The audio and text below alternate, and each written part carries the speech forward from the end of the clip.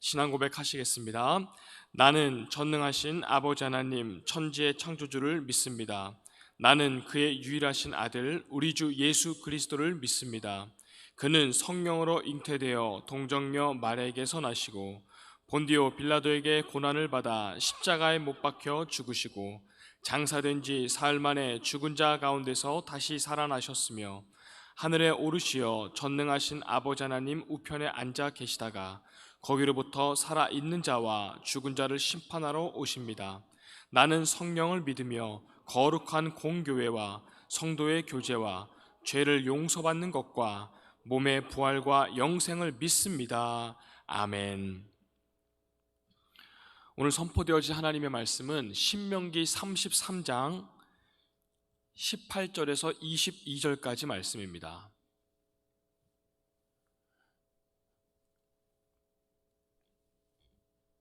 구약 317면에 있습니다.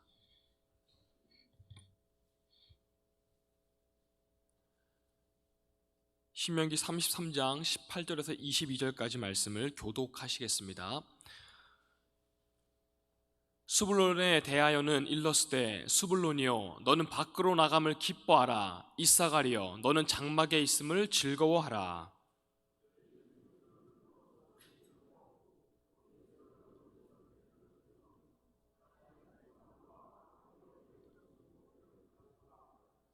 갓에 대하여는 일렀으되 갓을 광대하게 하시는 이에게 찬송을 부를지어다. 갓이 암사자같이 엎드리고 팔과 정수리를 찢는도다.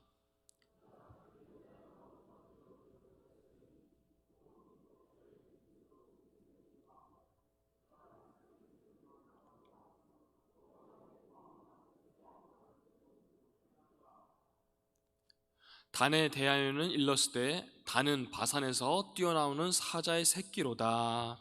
아멘.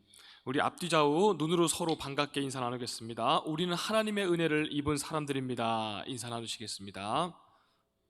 우리는 하나님의 은혜를 입은 사람들입니다. 네, 우리 본문 33장 신명기 33장에서는 하나님의 사람 모세의 또 죽음이 예언되어 있고 그리고 축복이 오늘 말씀이 기록이 되어 있습니다. 40년의 광야 여정을 거쳐서 마침내 이스라엘 백성들을 가나안 땅 그 맞은편인 모압 평지까지 이끌어낸 그야말로 하나님의 지도자 그리고 이스라엘 백성들의 지도자 모세입니다. 이제 33장에서는 사랑하는 그의 백성 그리고 조국과 이별할 때가 되었습니다. 마음의 준비는 이미 신명기의 곳곳에서 하는 모습이 나와 있습니다만 본문인 33장에서는 이미 또 하나님께로부터 임종할 수 있는 그 장소까지도 전달받은 상태입니다. 지금까지 산전수전을 함께 40년이 넘는 이 시간 동안 함께한 이스라엘 백성들과 이별의 때가 될 날이 이제 불과 며칠밖에 남지 않은 상황인 것입니다. 이 본문을 통해서 계속 33장을 하면서 이제 몇 번 말씀을 우리가 나눈 것처럼 구약시대 이스라엘의 이 민족의 믿음의 조상들은 자신의 죽음을 앞두고는 자신의 자녀들을 축복하는 그런 전통이 있었습니다.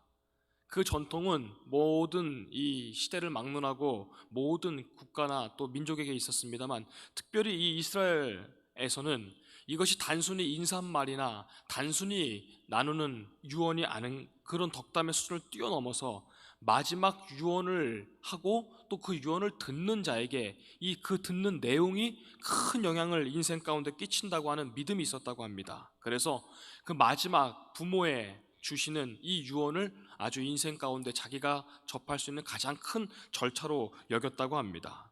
이런 배경에서 신명기 33장에서는 모세는 임박한 죽음을 앞에 두고선 마지막으로 사랑하는 조국과 그리고 이스라엘 백성들 각 지파들을 또 축복하는 그리고 그들의 앞날을 예언하는 유언이 계속 이어지고 있습니다.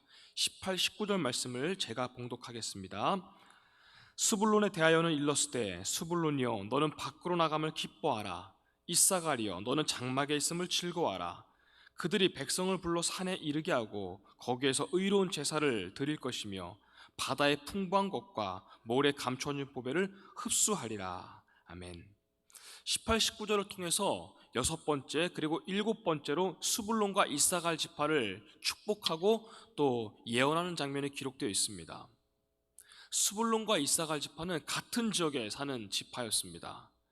또 지중해와 가까운 바다와 가까운 지역에서 해상 무역을 했던 지파들로 알려져 있습니다. 두 지파 모두가 바닷가 근처에서 살고 있었습니다만 여기서 흥미로운 부분이 있습니다. 스불론 지파에 대해서는 그들에게 축복하기를 너희는 나감을 기뻐하여라 라고 권하고 있습니다. 나가는 것을 기뻐하며 살아라. 또 이사갈 지파에 대해서는 똑같은 지역에 같은 지역에 거주하고 있었습니다만 이와는 정반대로 장막에 있음을 기뻐하라 라고 지금 권하고 있습니다. 스불론 지파는 지중해까지 지경을 넓혀 살았다고, 그리고 또 갈릴리 바다와 지중해 근처에서 나는 이 수산물들을 무역을 통해서 그들의 생활의 수단으로 살아가면서 소득을 얻었다고 합니다.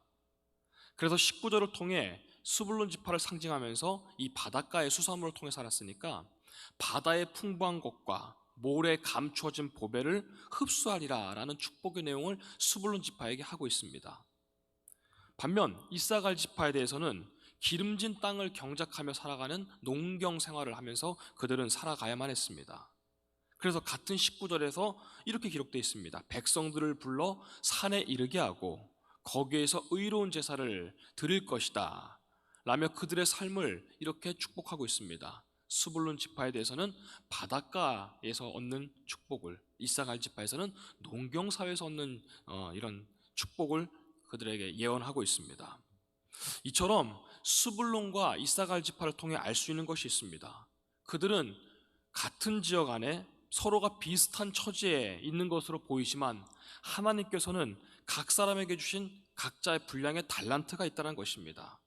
그리고 그들에게 주어진, 각자에게 주어진 이 달란트대로, 그 은사대로 충실하면서 살아갈 때 하나님의 은혜로 잘 살아갈 수 있다는 것입니다. 마태복음 25장에 우리가 잘 아는 그 달란트라는 달란트 이야기라고 부르는 이 비유의 이야기가 나옵니다.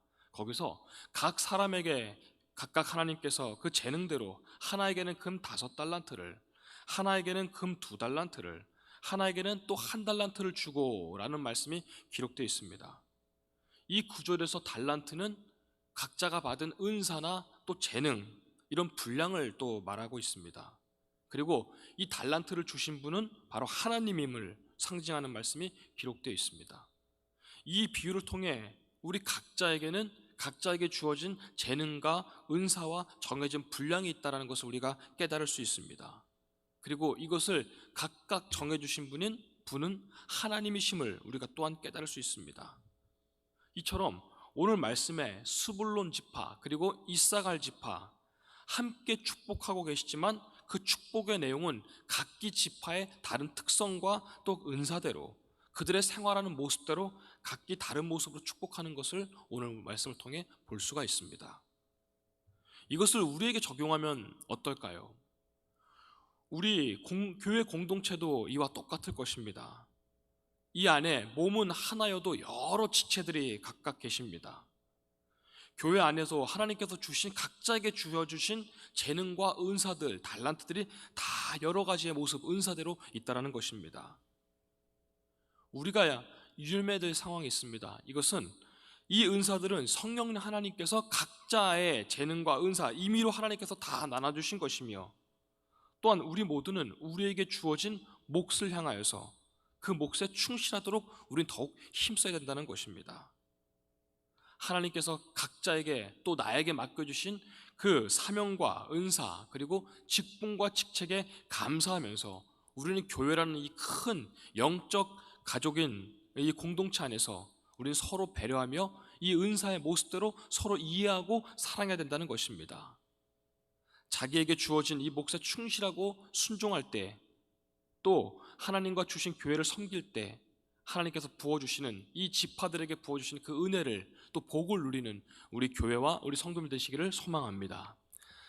이어서 20절, 21절 말씀을 제가 봉독하겠습니다. 20절, 21절 말씀입니다. 갓에 대하여는 일렀으되 갓을 광대하게 하시는 이에게 찬송을 부를지어다. 갓이 암사자같이 엎드리고 팔과 정수를 찢는도다. 그가 자기를 위하여 먼저 기업을 택하였으니 곧 입법자의 분깃으로 준비된 것이로다. 그가 백성의 수령들과 함께 와서 여호와의 공의와 이스라엘과 세우신 법도를 행하도다. 아멘. 모세는 각 지파를 향해서 암사자와 같이 그들의 용맹성과 호전성을, 그것을 바탕으로 자신의 영토를 넓혀나갈 것을 예언하고 있습니다. 각 지파는 다른 백성들에 비해서, 다른 지파들에 비해서 먼저 모세에 의해서 요단강 동쪽 지역의 그 기업의 땅을 분배받습니다. 쉽게 말해서 가나안에 입성할 경우 여기 요단강 동쪽 지역은 바로 우리 땅이다 라고 미리 각 지파는 예약을 한 것입니다. 다른 지파들은 후에 여호수아 때 가서 이제 땅을 분배받죠. 그렇다고 각 지파가 먼저 그 땅을 예약했다고, 먼저 그 땅을 받기로 미리 신청을 했다고 해서 그들이 아무 다른 조건을 내건 것은 아닙니다. 그냥 우리 무조건 받을 거야 이렇게 주장한 것이 아니라는 것입니다. 대신 각 지파는 이 땅을 먼저 분배받는 것을 예약한 조건으로 인해서 후에 이제 가나안 정복 전쟁을 치를 때에 가장 선봉에 서서 싸울 것을 그들은 온 이스라엘 지파 앞에서 약속을 합니다. 우리가 가서 그 땅을 미리 예약한 대신에 우리가 가장 앞에 서서 싸우겠다, 가장 큰 헌신과 희생을 하겠다, 그들은 약속을 합니다. 이런 각 지파를 향해 20절 21절 말씀에서 이렇게 축복하지요. 암사자와 같이 엎드리고 용맹성을 칭찬한 것입니다. 팔과 정수를 찢는도다. 그가 기업을 먼저 택하였으니 그가 백성의 수령들과 함께 와서 여호와의 공의와 이스라엘과 세우신 법도를 행하도다. 실제로 각 지파는 우리가 먼저 앞서 나가 싸우겠다, 땅을 얻는 대신에 먼저 나가 싸우겠다라고 약속을 하고선 실제 그 약속을 성실히 이행하는 모습이 기록이 되어 있습니다. 그 약속대로 용맹하게 다른 지파들 앞에 서서 싸우는 모습이 21절 말씀에 기록이 되어 있습니다. 예언이 되어 있습니다. 하나님 앞에서 약속한 것을 성실히 이행하는 각 지파의 모습, 그런 각 지파를 향해 오늘 본문에서 하나님께서는 하나님의 공의를 이룰 것이다 라고 그들을 축복하면서 예언합니다. 이 말씀을 그럼 우리에게 적용해 보면 어떻겠습니까? 우리가 하나님 앞에서 기도하면서 약속하고 다짐한 내용 혹시 어떤 것들이 있으십니까?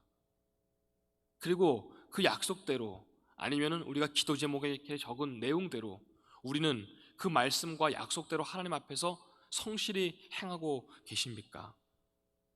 아니면 그 반대로 여러 가지로 바쁘다는 핑계로, 또 변명으로 내 형편이 요즘 이렇다고, 내 상황이 요즘 이렇다고, 여건이 여의치가 않다고 혹시 이런저런 이유로 혹시 미루고 있거나 결단을 혹시 잊어버린 분도 혹시 있으시는 아닌지요? 우리가 하나님 앞에 약속했던 것들 어떤 것이 있습니까? 오늘 각 지파는 그 약속, 그 땅을 받는 대신에 내가 먼저 선두에 서서 싸우겠다, 희생과 헌신이 피가 남들보다 먼저 흘릴지언정 나는 그 약속을 지키겠다라고 하고 실제로 지키는 모습이 기록이 되어 있습니다. 오늘 각 지파처럼 하나님 앞에서 온전하며 또 충실하게 또 착하고 순종된 그 모습 그대로 약속한 것을 지키려고 몸부림치시며 결국 그것을 지켜나가는 하나님의 사람들, 그리하여서 하나님께서 약속하고 예비하신 그 복과 은혜를 다 받아 누리시는 우리 귀한 성도들 되시기를 다시 한번 소망합니다. 22절 말씀을 제가 읽도록 하겠습니다. 단에 대하여는 일렀으되 단은 바산에서 뛰어나오는 사자의 새끼로다. 아멘. 22절 말씀에서 단지파에 대해서 지금 축복을 예언하고 또 언급하고 있습니다. 여기서 단지파를 향해서 바산에서 뛰어나오는 새끼, 사자의 새끼로다라고 지금 비유를 하고 있습니다. 단지파도 갓지파와 마찬가지로 그들의 용맹성과 그들의 무용을 그들을 예언하고 있습니다. 용맹성과 호전성과 무용, 힘의 상징인 또 위대한 사사, 우리가 삼손을 기억하고 있을 것입니다. 삼손이 이 바로 단지파 출신입니다. 그래서 그들의 용맹성을 아마 삼손을 상징적으로 통해서 우리가 어렵지 않게 짐작해 볼 수가 있을 것입니다. 자, 오늘 본문을 우리가 이렇게 읽으면서 단지파는 용맹한 지파였구나. 단지파는 아주 하나님 앞에서 당당한 지파였구나. 우리가 그저 그렇게만 생각한다면 이 말씀은 우리의 말씀이 될 수는 없을 것입니다. 이 말씀을 통해 우리에게 적용해 볼 수 있는 또 메시지와 그리고 교훈이 우리에게 있습니다. 군사란 전쟁터에 나가서 싸우는 사람들이고 그 전쟁을 대비하기 위해 평상시에 훈련하고 무장하고 대비하는 사람들을 우리가 군사라고 부릅니다. 디모데후서 2장을 통해 우리 성도들을 향해서 그리스도의 군사라고 부르는 것을 우리는 알 수가 있습니다. 여기 계신 우리 모두가 한 사람 한 사람이 그리스도의 군사라는 것입니다. 사실 우리가 싸우는 이 삶이 매일매일 우리 안에 수없이 다가오는 이 유혹들, 그리고 상황들 안에서 선택들, 이 모든 것들이 사실 매 순간 맞닥뜨리는 것이 영적인 싸움 아니겠습니까? 그리스도인으로서 이렇게 해도 되는 것인가? 아니면 안 되는 것인가? 이렇게 말해도 되나 안 되나? 사실 매 순간 선택이 우리에게 주어진 영적인 싸움입니다. 우리의 이 싸움의 대적은 혈과 육이 아니라고 기록되어 있습니다. 악한 영적인 존재, 악한 마귀 사탄과의 우리는 싸움입니다. 그리스도인으로 사느냐, 아니면은 그리스도인이긴 하지만 세속에 있는 사람들과 별 다름없이 살아가느냐. 아마 우리는 매일 이런 것들의 유혹 앞에서 싸우는 영적인 싸움을 우리는 벌이고 있다는 것입니다. 그래서 우리 믿는 사람 가운데서도 많은 사람들이 이 영적인 싸움에서 나섰다가 물러서기도 하고 또 주저앉기도 하고 무너지는 경우도 우리는 때로는 보기도 합니다. 그리고 주저앉으면서 우리는 시험 들었다라는 표현을 쓰기도 하기도 합니다. 자, 그렇다면은 이런 상황들이 우리에게 다가올 때 우리는 어떻게 해야 되겠습니까? 내가 약해지고 내가 두려울 때마다 우리는 다시 한번 영적인 정신을 차리고 우리는 깊게 묵상하고 생각해 봐야 될 것입니다. 우리의 대장은 이미 어둠 권세 이기신 예수 그리스도시요, 그분은 사망 권세 이기시고 이미 승리하신 분이시요, 오직 예수 그리스도 이름으로 나아갈 때 우리는 명백히 승리할 수 있다는 사실입니다. 우리는 매 순간순간을 영적인 싸움 앞에 우리는 놓이게 됩니다. 신앙의 양심에 따라서 또는 세상 사람들 다 그러니까 이런 세속의 흐름에 따라서 우리는 머뭇거릴 때가 사실 분명히 있기도 합니다. 그래서 우리의 생각의 중심은, 우리의 판단의 중심은 하나님께 영광 돌리는 모습이 어떠한 것인가, 그 순간 우리가 떠올라야 될 것입니다. 그래서 우리가 늘 성령 충만해야 되는 것이죠. 예수님이라면 어떻게 판단하실까? 예수님은 어떻게 말씀하실까? 어떻게 선택하실까? 이것이 우리의 삶의 기준이 되어야 되지 않겠습니까? 그러므로 예수 그리스도에 대한 확고한 믿음으로 매 순간 맞닥뜨리는 이 영적 전쟁의 상황에서 담대히 맞서 싸우시고 결국에는 마침내 승리하시는 그리스도의 영적 군사들 다 되시기를 다시 한번 소망합니다. 이 신명기를 다루면서 우리가 알 수 있는 것은 처음부터 끝까지 어쩌면 주제가 동일하다는 것입니다. 처음부터 끝까지 하나님의 말씀대로, 하나님의 지시대로 온전히 예배를 드리고 온전히 신실하게 순종해야 된다는 것입니다. 하나님께 예배를 온전히 바로 세우고 그리고 온전히 순종할 때 하나님의 은혜와 축복 없이는 우리는 살아갈 수 없다는 것을 우리는 신명기를 통해서 계속 강조하고 우리에게 말씀을 주십니다. 어쩌면 하나님께서는 구원받는 방법, 또 영적인 승리하는 방법을 어렵게 만드신 분이 아니라는 생각이 듭니다. 오늘 스불론 지파, 그리고 이사갈 지파, 갓 지파, 단 지파에게 부어주신 이 은혜와 축복이 우리나라와 우리 교회와 우리 가정과 우리 개인의 삶 가운데 함께 하시기를 주님의 이름으로 소망합니다.